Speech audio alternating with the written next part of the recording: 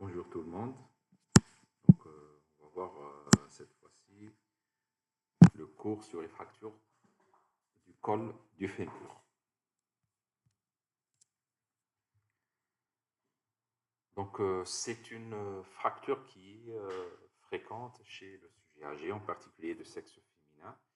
Le sexe féminin du fait du déséquilibre hormonal post-ménopausique, donc ce vieillissement du squelette ou ce déséquilibre hormonal va entraîner un affaiblissement de la structure osseuse qui devient fragile et donc sera exposée aux fractures, même à la suite de traumatismes légers.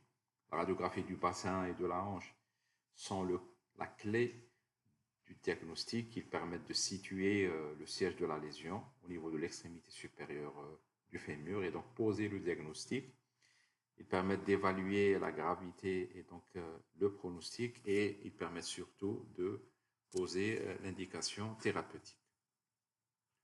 Donc, ces fractures de l'extrémité supérieure du fémur siègent au niveau de deux régions adjacentes que sont le col du fémur et la région trochanterienne, qui ont des particularités thérapeutiques et pronostiques totalement différentes du fait des conditions vasculaires qui sont aussi différentes. Donc les conditions vasculaires au niveau du col du fémur, dont la vascularisation est assurée principalement par la circonflexe postérieure qui est en rapport étroit avec la face postérieure du col.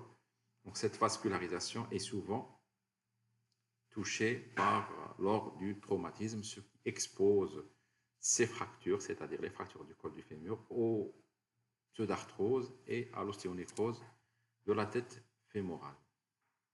Donc, on va voir un petit peu l'anatomie générale du fémur et de cette extrémité supérieure du fémur. Donc, la morphologie générale. Donc, en premier, l'orientation générale du fémur qui est l'os le plus long du squelette. Donc, cet os est caractérisé par deux courbures, une dans le plan frontal et l'une dans le plan sagittal. Il est caractérisé aussi par une inclinaison cervico-diaphysaire, c'est-à-dire un angle que fait le col du fémur avec la diaphyse fémorale qui est de 125 à 130, parfois 135 degrés. Donc la tête fémorale regarde en avant par une ondulation, ce qu'on appelle une antéversion de 15 degrés.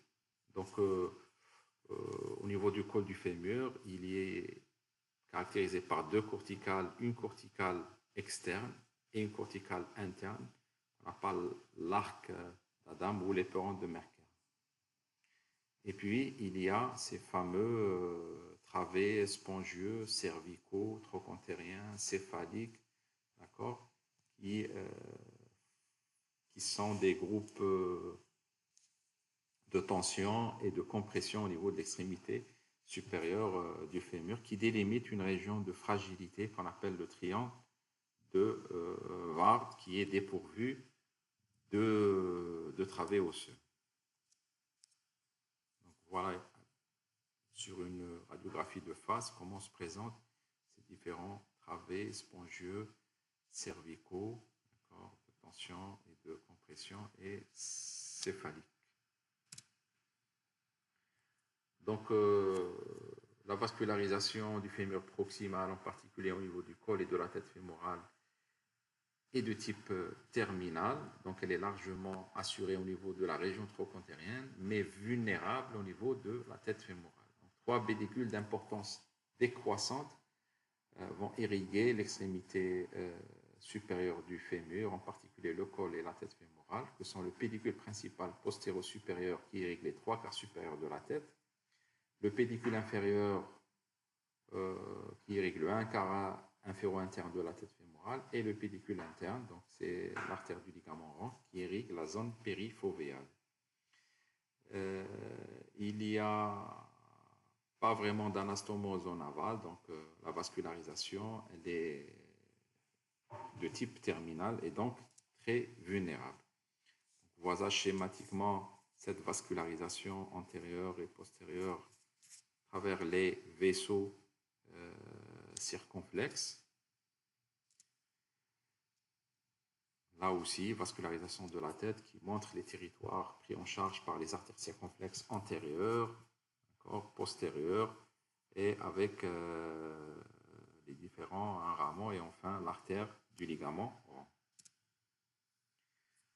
Donc aussi un mot sur la consolidation osseuse. Donc vous savez, la consolidation osseuse est un processus complexe qui va faire intervenir plusieurs facteurs et donc plusieurs éléments. Mais au niveau du col du fémur, qui est dépourvu de périoste et d'insertion musculaire, cette consolidation va se faire de proche en proche. Donc au niveau du col, il y a uniquement le revêtement synovial et au-dessus la capsule.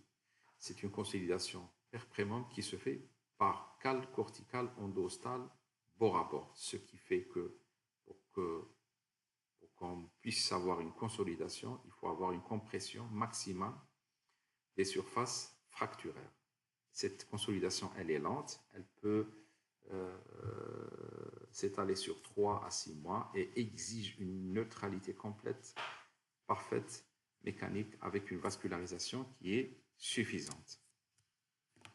Donc ce sont des fractures qui surviennent préférentiellement chez le sujet âgé, volontiers de sexe féminin, à l'occasion d'un traumatisme bénin. Il s'agit souvent d'une chute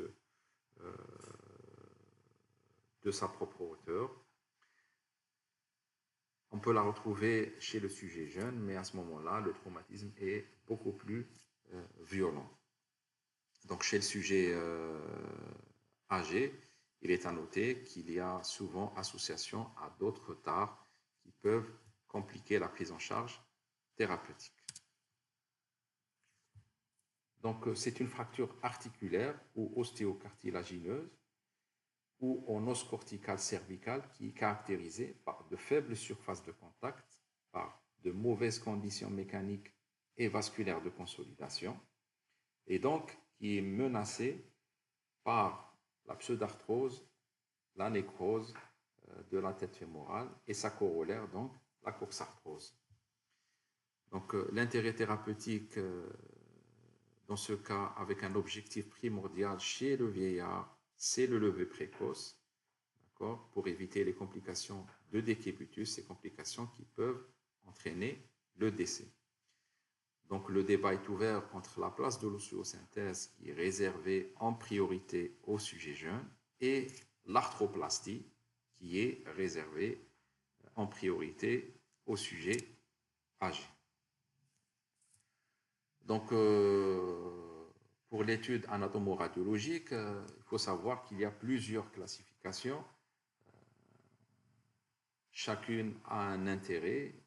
En ce qui nous concerne et à votre niveau, je vous ai choisi ces 4 classifications. Donc, la classification de Delbé, qui est basée sur le siège du trait de fracture au niveau du col du fémur. La classification de Powers, qui est basée sur l'orientation du trait de fracture par rapport à l'horizontale. Et la classification de Garden, qui est basée sur l'orientation des travées céphaliques par rapport aux travées cervicaux. Et puis, en dernier, classification de Lamar, qui permet de quantifier l'importance du déplacement dans les fractures Garden 3 et Garden 4. Donc, la classification de Delbé classe ces fractures en 3 types. Donc, on a les fractures sous-capitales, qui siègent au ras du cartilage, les fractures transcervicales, qui siègent à la partie moyenne du col, les fractures basicervicales, qui siègent au niveau de la base d'implantation du col, au niveau de l'extrémité supérieure du fémur. Ils sont appelés aussi les fractures cervico-trochantériennes. Le déplacement se fait soit en coxa valga, donc ce sont des fractures engrainées en coxa valga, et ce sont des fractures dites stables, ou bien au coxa vara, donc appelées aussi fractures déplacées en coxa vara, donc qui sont instables. Donc voilà le col du fémur qui siège, donc cette fracture qui siège au niveau du col du fémur qui est située entre la région immédiatement subcapitale, c'est-à-dire la limite du cartilage articulaire de la tête, et la base d'implantation du col. Donc si le trait siège à ce niveau, c'est des fractures sous-capitales. Là, c'est les fractures transcervicales. Là, c'est les fractures basicervicales. Donc lorsque la tête bascule en avant, cela va faire diminuer l'angle cervico-diaphysaire, on parlera de coxa-vara. Lorsque la tête fémorale bascule en haut, cela augmentera l'angle cervico-diaphysaire et on parlera de coxa-valga. Maintenant, selon la direction du trait de fracture par rapport à l'horizontale, il existe trois groupes de gravité croissante en fonction de l'obliquité du trait de fracture par rapport à l'horizontale. Le type 1, l'angle que fait le trait de fracture avec l'horizontale est inférieur à 30 degrés. Donc, la compression est maximale et c'est un facteur de stabilité. Le groupe 2, l'angle fait entre 30 et 50 degrés. Et le type 3, l'angle que fait le trait de fracture avec l'horizontale est supérieur à 50 degrés. Donc, les forces de cisaillement sont maximales et c'est un facteur d'instabilité. Et donc, plus le trait de fracture se rapproche de la verticale et plus la consolidation est compromise. Donc, schématiquement, le trait de fracture qui fait moins de 30 degrés avec l'horizontale, type 1, qui fait entre 30 et 50 avec l'horizontale, c'est le type 2, qui fait plus de 50 degrés, donc c'est un type 3. Donc ça, c'est des fractures qui sont très instables, ça, des fractures qui sont très stables. Et puis, la classification de Garden, qui est une classification à visée pronostique et thérapeutique, qui classe ces fractures en 3 types.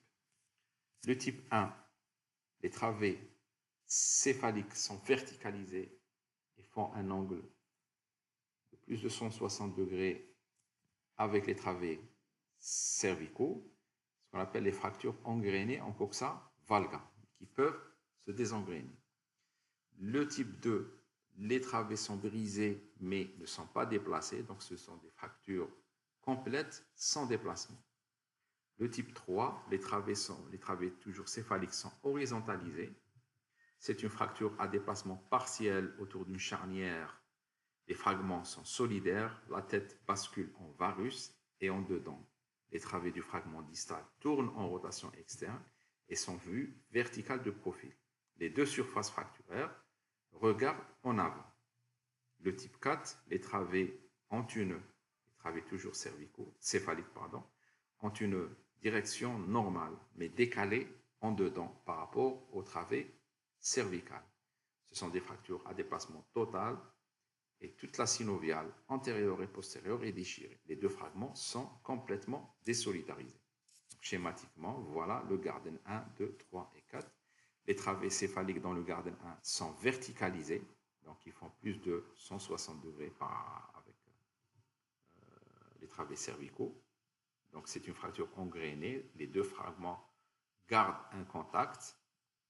Le Garden 2, la fracture classée Garden 2, les travées cervicaux, céphaliques et cervicaux ont une orientation normale, donc, et les deux fragments gardent un contact, donc c'est une fracture qui est non déplacée.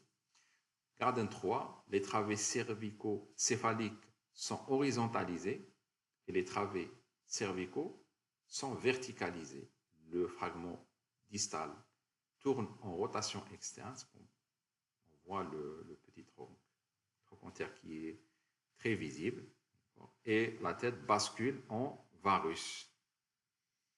Le type 4 de Garden, donc les travées ont une orientation normale, mais ils sont décalés. Vous voyez le décalage. Il n'y a aucun contact entre les deux fragments par rapport au Garden 3. C'est une fracture engrainée. Il y a un certain contact entre les deux fragments. C'est une fracture engrainée. En coxa-vara, là, il n'y a aucun contact entre les deux fragments. Et ça, c'est une fracture à déplacement total. Voilà sur la radio. Type 4, type 3, type 2 et le type 1.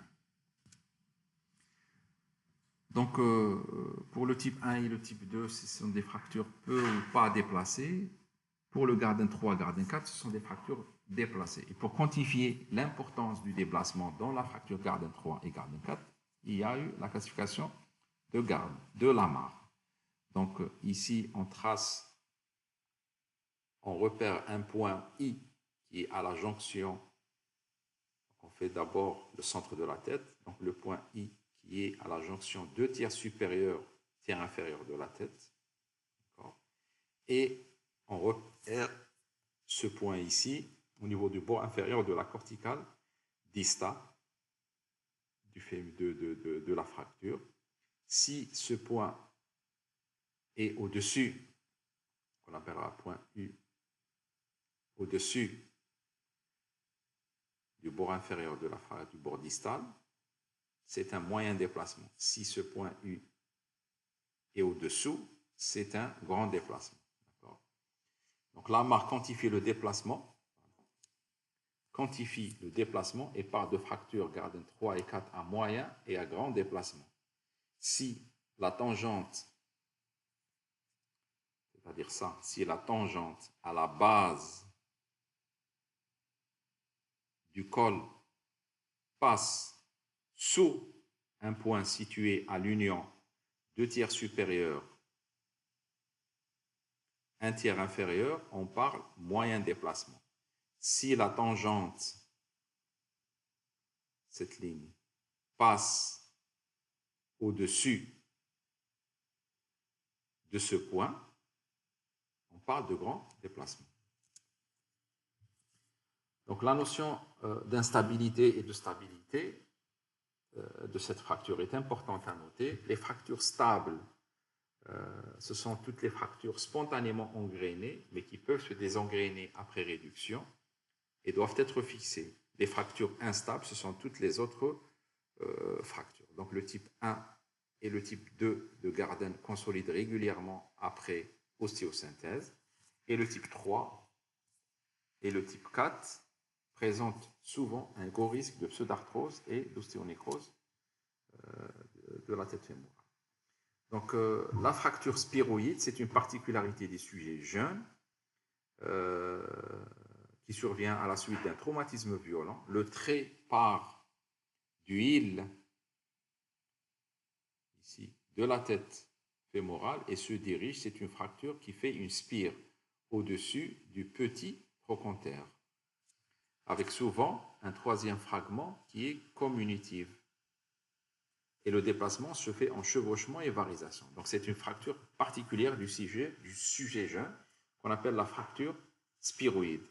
La réduction est aléatoire sans arthrotomie, donc la réduction se fait d'une manière chirurgicale après arthrotomie, car la capsule est embrochée par les fragments fracturaires qui empêchent une réduction.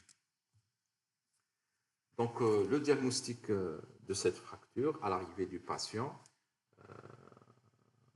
sur le plan clinique ou à l'interrogatoire, le patient souffre d'une douleur d'intensité variable, d'une impotence fonctionnelle totale, il ne peut pas décoller le talon du plan du lit, et on a une déformation particulière du membre inférieur qui va nous faire suspecter fortement une fracture d'extrémité supérieure du fémur. Cette déformation associe raccourcissement, rotation externe et adduction. Raccourcissement, rotation externe et adduction. Parfois, ces signes sont plus discrets car le malade peut venir en marchant. Et cela n'éliminera pas le diagnostic car il peut s'agir d'une fracture non déplacée ou d'une fracture engrainée, en particulier les Garden 1. Mais toute douleur profonde, c'est un sujet âgé après un traumatisme, même minime, doit faire évoquer le diagnostic et donc provoquer un bilan radiologique. Donc voilà, par exemple, une fracture Garden 4, la déformation en adduction, le membre traumatisé est proche de l'axe du corps, le raccourcissement et en rotation externe. Donc, dans le cadre du bilan radiologique, une radiographie de face du bassin de débrouillage qui permet de donner le diagnostic, on va dire, topographique et morphologique de la fracture. Il permet aussi d'évaluer la morphologie de la hanche saine. La hanche suspecte fera l'objet aussi d'une radiographie, éventuellement de face en rotation interne, afin de voir la totalité du col du fémur. Exceptionnellement, on demandera un faux profil chirurgical ou cliché axial, d'accord.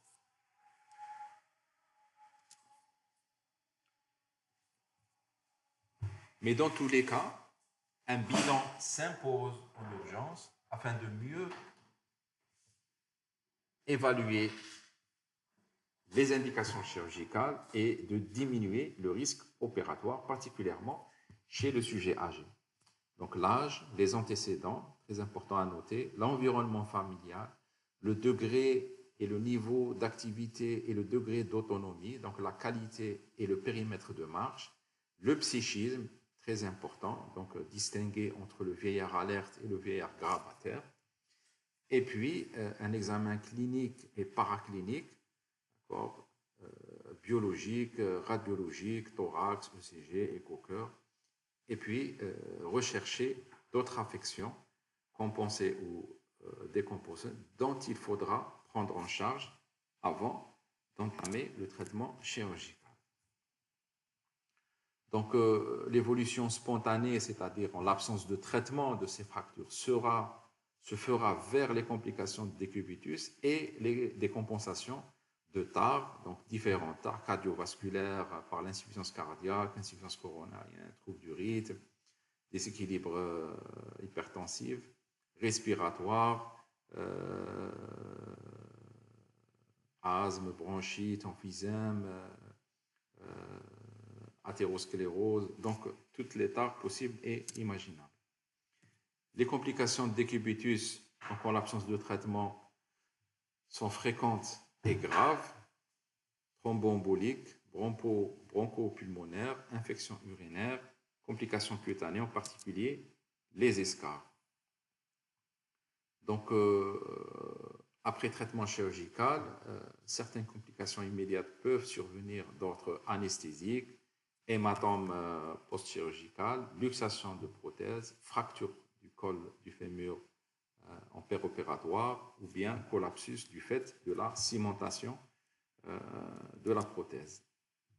Les complications secondaires des montages de matériel d'ostéosynthèse, lorsqu'on met une ostéosynthèse, les infections post-opératoires qui sont redoutables et presque toujours la conséquence d'une ostéosynthèse ou d'une arthroplastie, bien que les fractures ouvertes classiquement au niveau de cette région sont exceptionnelles.